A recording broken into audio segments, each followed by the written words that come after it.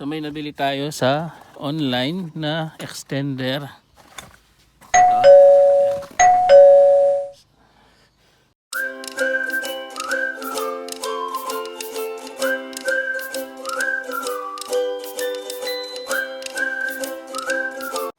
Viewers at mahalala mga subscribers natin dyan. So for today, mag-a-update tayo ng yan. So makita nyo yung seatbelt ni BF3 natin is masyadong malalim. Ang hirap ilagay ng seatbelt.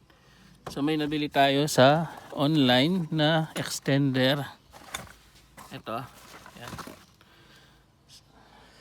So ito ilalagay natin dyan para umangat ng konti yung lagyan ng seatbelt.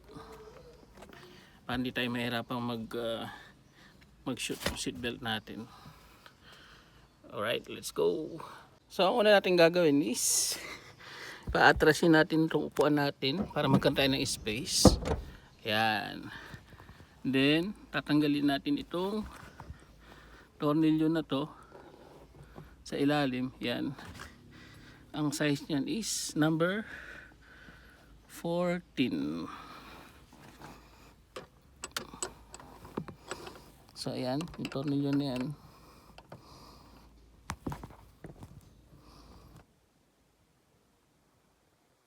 Number 14 siya. Sige, tanggalin ko muna yung tornilyo. Ayan. Luwagan natin yung tornilyo. So, mahigpit yung tornilyo na to. Ayan.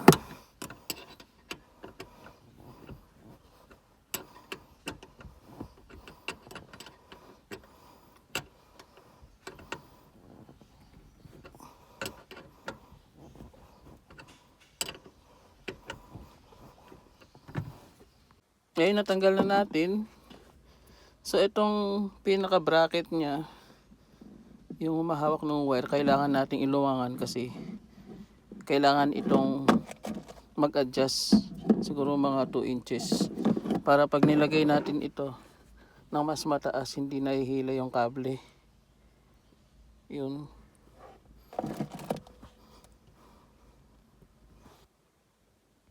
Ginamit natin dito yung original ng tornilyo. Then nilipat natin yung pinaka goma niya na ano, parang spacer na goma yan. Goma. Then nilipat din natin yung stainless niya na lock. Ayan. So ito niyang itotornilyo natin doon sa may upuan. Tapos yung seat belt natin na binaklas dito niyan totornilyo sa taas. Ayan. So yung diferensya ng dalawang bolt yan yung itataas ng saksakan ng sa seat belt natin. Bali ayan na siya. Na ilagay na natin pero hindi pa natin nahihigpitan. Ayan. So ito talaga yung may play talaga siya ng konti. Yan, para nag-a-adjust yung ano, hindi talaga masikip yan.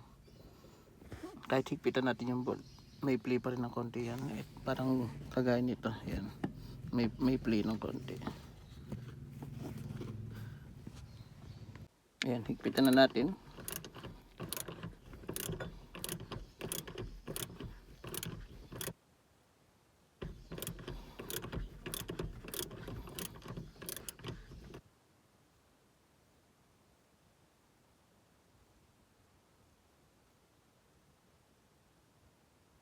Makikita mo na mag-a-align na yung dating marking niya. Ibig sabihin mahigpit na siya.